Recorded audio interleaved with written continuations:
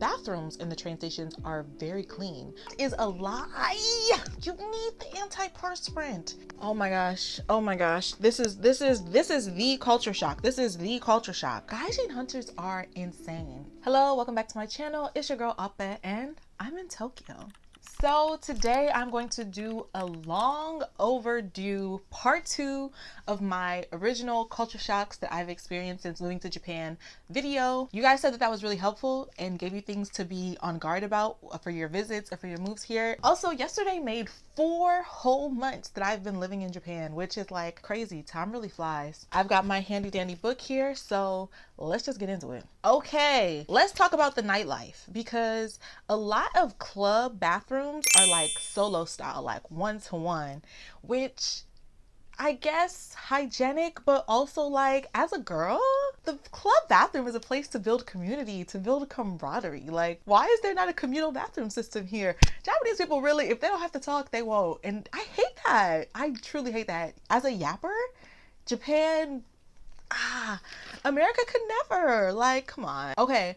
Everything is really affordable, which I feel like, take that with a grain of salt, because I do understand how that could be controversial, but I feel like foreigners make the least amount of money. Like, the jobs available to foreigners are often the lowest paying. So I know what I get paid, and I know what I can afford, and I know how much I spend. I spend like a drunken sailor. I don't budget, and I really don't spend more than like 20,000 yen a week. I pulled 20,000 yen out of the ATM like 3 weeks ago, and I just finished that. Everything is so affordable, from like the food to the entertainment. Coming from 2 very expensive markets, both the Washington DC area and West Hollywood, California, I'm saving so much money living in Japan, which is like insane to think about. Okay, this might be TMI, but let's talk about it. The food is really healthy in Japan. Okay, great. The junk food is also pretty healthy. And as a woman who has only really had to grow up with cycles in America, I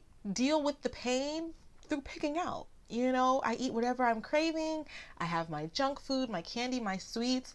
The junk food and candy and sweets out here be so healthy. It be low calorie. I'll eat a whole bag of candy and it'll be 167 calories. I pretty much just ate a bag of fruit. Like, don't piss me off. Like, sometimes, when you just want some junk food, I feel like a feed, like scratching, like, it don't be hitting on nothing out here, and it's kind of annoying. But I also I get it. Like, a lot of the stuff that's in the food that we eat in America is not regulated and is probably not safe for consumption. Like, the same food out here has like considerably less calories just because it's processed differently, which is really scary. It says a lot about the American food administration. But I don't know, sometimes I just be wanting the process. Food. Okay, this is a big one. I'm 5'9" and I'm thick like racial tensions in America. I keep telling y'all this.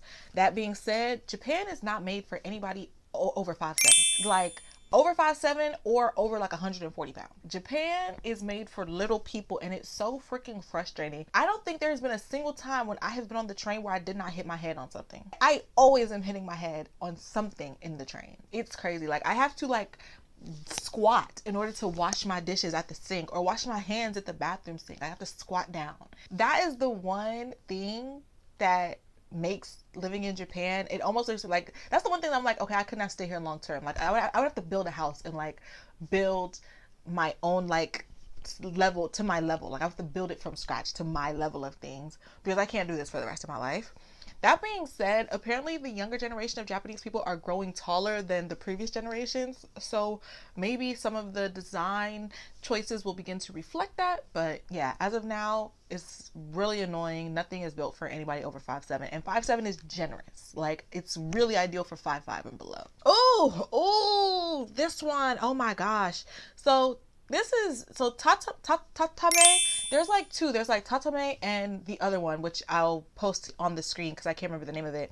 But basically, it's like tatame is who you pretend to be, and the other one is who you really are. And basically what it means is Japanese people will really look in your face, smile in your face, and hate you the whole time.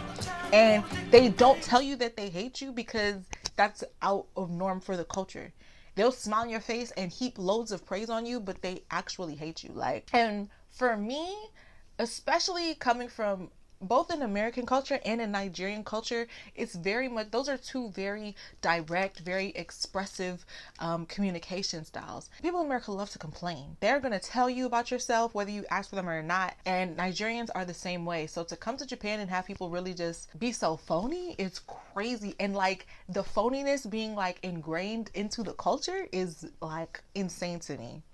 Which also brings me to not my next one, but it is further down here. Japanese people are not nice. Every time I see a video like that, oh, the Japanese people are the nicest people in the world, it literally makes me like, I feel like I start shaking. I'm so angry. Like, if you watched my moving to Japan vlog video, then you saw Japanese people, I did not have a warm welcome to Japan. And sure, okay, they were Japanese people in America, but the people in the embassy, they let me know off rip. All that yaya I have been hearing about Japanese people being so kind and so helpful was fugazi. Japanese people do not be nice.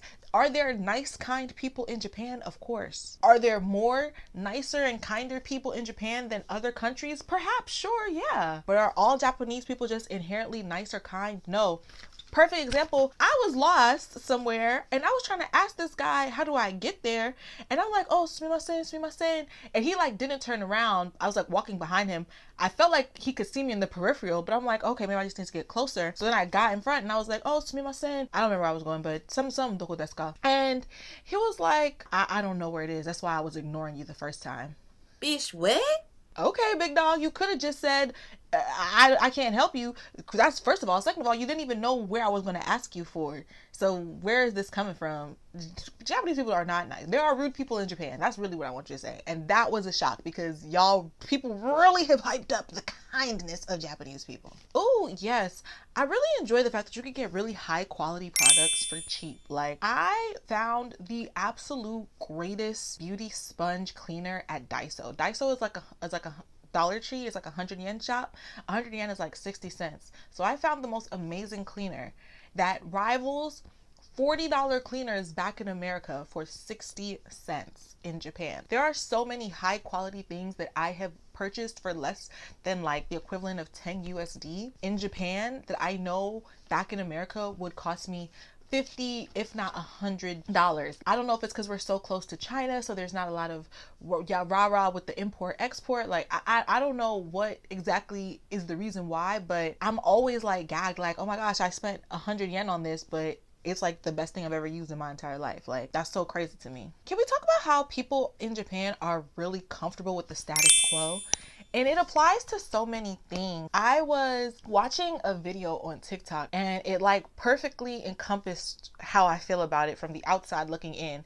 It was like a street interview of Japanese people, like young people. And like one person was like, I hate how the politicians don't ever change, blah, blah, blah. And then another person was like, I hate how young people never want to go into politics. And it's like, yes, like everyone wants to complain, but nobody wants to actually do anything about it. And like, that's the perfect, like, I don't know, metaphor for I think the larger issues in Japan, like especially like when it comes to like perversion on the train and like the really creepy men that kind of just get away with that type of thing. Like, it's because everybody is like okay with it. Everybody is just accepting it as a normal part of life, and that is like beyond my comprehension. In America, especially being a Black American, especially like knowing the history of like the civil rights movement and knowing like Black people have fought for so much to make change, coming to a country where change would be so much easier for them to get and them not going after it is like mind-boggling to me. You guys, so in America, obviously cosplay is popular. Obviously in Japan, cosplay is popular. I did not appreciate how ingrained to the actual society cosplay is. These niggas will dress up as anything. I've said this so many times, like people are like, oh, Japanese people sometimes, especially like the rappers and like the musicians, they're kind of like cosplay is like Black American rappers and Black American musicians. And yes, it is offensive. I don't say that to take anything away from that, but it's just also like for them, it's just like another form of cosplay. And it's just so interesting to me. Like, and I've seen people do it not just with like Black American culture, but I've seen them do it with Latino culture. I've seen them do it with other Asian cultures. Like, it's so fascinating to me how cosplay is like the norm here. It's so interesting. Oh my gosh. Oh my gosh. This is the culture shock. This is the culture shock. Anti-perspirant is non-existent in Japan, and it needs to exist. Okay, let's talk about this. Whoever is spreading the rumor that Japanese people, that Asians in general, but I'm talking about Japan right now, that Japanese people do not sweat and therefore do not need to wear deodorant, I hope you and your bloodline never know a moment's peace. I hope you are brought to justice swiftly, and I hope that your pillow is just eternally warm for the rest of your days, because that is a lie. You need the antiperspirant. As somebody who's had to ride the midsummer subway, you need the antiperspirant.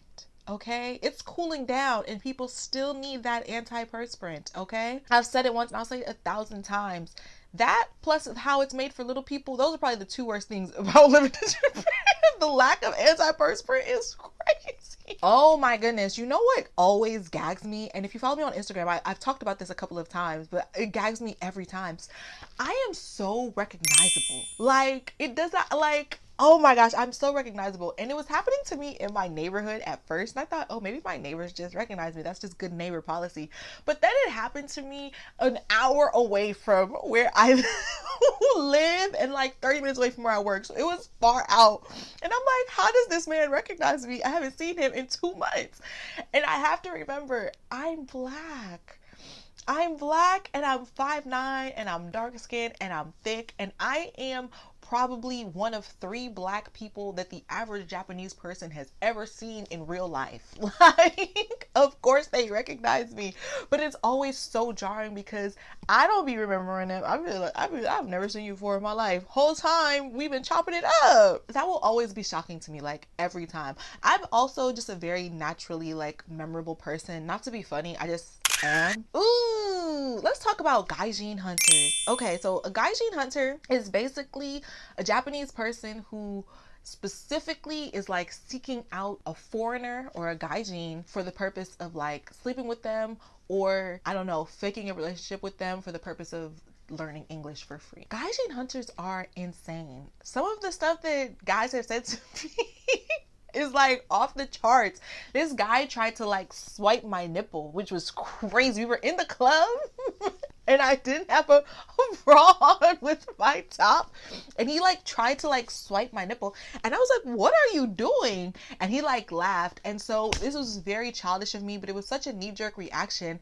I did the only thing that made sense to do, and I gave him a purple nipple, and he didn't like that at all. But yeah, like, keep your hands to yourself, buddy. Oh yeah, so if you're coming to Japan, be mindful of the Gaijin hunters. You'll be able to tell who a Gaijin hunter is. They're gonna talk to you in English, and they're gonna say the most outlandish things you've ever heard of. Okay, speaking of outlandish, I don't want to say this because I don't know who's watching, and I hate talking about stuff like this in mixed company. A lot of the black people in Japan are really weird. Okay, black people, you know when you go out, right, and you see another black person and you like give them the nod, or you know, up, down, you know, a wave, a smile, something, like we see each other. The black people in Japan, I feel like, be doing everything they can to avoid acknowledging another black person. So let me tell you what happened. Before I moved to Japan, I saw somebody say this on TikTok, and I was like, ooh, that doesn't sound realistic. You must just be horrible vibes. Then I got to Japan, it started happening to me. I said, damn, am I horrible vibes? And then I started hearing it from other people, and I was just like, okay, I think there's just a subset of black person in Japan that like is just horrible vibes and doesn't want to acknowledge other black people for reasons I don't really understand. But it's just like, it's just so weird to me. And like, that's not a culture shock of Japan per se, but of black people in Japan. Black people in Japan. If you're black and live in Japan, I would love for you to weigh in on this in the comments. Like, does this ever happen to you? And if so, are you in Tokyo, Osaka, Kyoto? Like, where? Because I'm really curious to know. This is like a quick one, but like the trash cans, like, there not being trash cans will always be a shock to me. Having to keep my trash in my bag all day, it'll never not be a gag. Like, I get it, and it does keep the community clean, and I can appreciate that, but like, sometimes you just want to throw something away, and you be looking around, and it's nothing. I do hate that. I won't lie. But let me tell you something. Let me tell you something about Japan. They might be mean as hell, but they have good spirits. They have good spirits.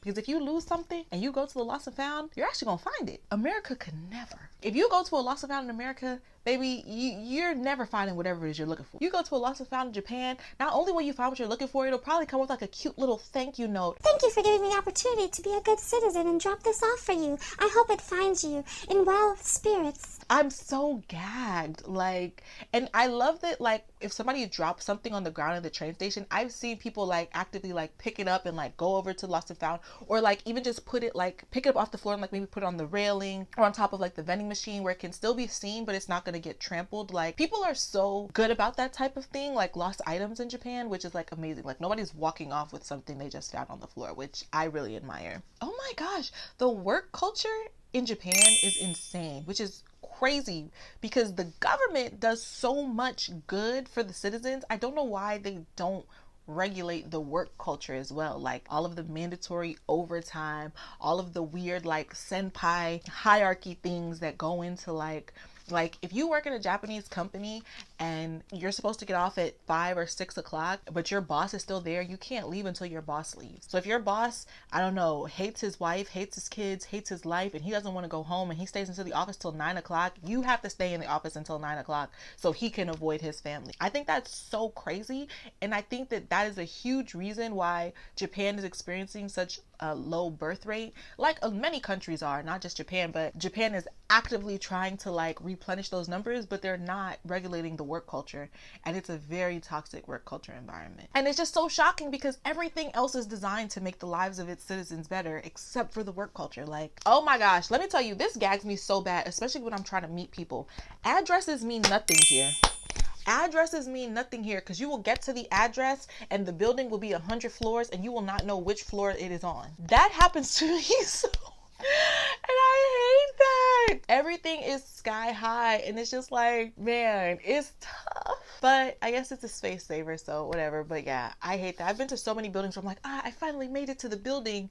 And that's like, okay, what floor am I supposed to go to? Because the floor don't be included with the address. You just got to figure it out. Okay, this is one of my favorite things about living in Japan. The convenience stores out here are actually convenient. Not just convenient in like being able to get a decent meal or a decent drink from the convenience stores, but also convenient like you can print from the kombini, you can get money from the ATM at a kombini, you can have luggage or boxes shipped from the kombini, you can change money. You can change money in some kombinis, not all of them, but like literally you pay your bills at the kombini, you can do everything at the kombini. Like, it's actually a convenience to go to these stores. Like, the convenience stores in America don't be convenient, they don't even be well priced. Like, I've seen videos where people are like, oh, don't get the snacks at a convenience store, go to a grocery store because it's cheaper. It'll be like 10 or 20 yen cheaper. That's not even a significant enough amount to make me rethink it. In America, the snacks be a whole $1 to $2 cheaper. There is not the same thing at all. I love the kombinis out here. I am a true blue Family Mart girl, and then 7-Eleven and Lawson kind of just vie for second place. But I also like the like lower, lesser known name brand kombinis too, because you can get like really cute like artisan stuff there too, which is nice. Fresh bread at the kombini, like America literally could never. Okay, and my last one is about the trains. So in the train stations in Japan, there are like little waiting rooms, and they're like little glass enclosures with a lot of seats, and they're like air conditioned in the summer and they have heat in the winter, and you can just kind of sit and wait for your train there. They're so convenient and I'm absolutely obsessed with them. I sit in them every time because who does stand-in help? Please, you can board the train before me. I'm going to be comfortable. I like have taken the train in many different states in America, and America literally could never, especially like with the level of cleanliness in the waiting rooms. America could never. Side note, I have not been in one yet, but I have been told that the bathrooms in the train stations are very clean, which my Western sensibilities cannot wrap my head around that, but apparently they are really, really clean. I'm going to try to go into one, and then that will probably be the start of my part 3 of this video, because if it's actually clean, I'm going to be gagged. Okay, I hope this video wasn't too long. If there were any culture shocks that you experienced when you came or you moved to Japan that you feel like I didn't go over, I would love to hear them because I need to be prepared for what could be around the corner for me. If you've watched this far, like the video, leave a comment. We're building community, we're building family here, okay? I hope you guys enjoyed it. See you next week.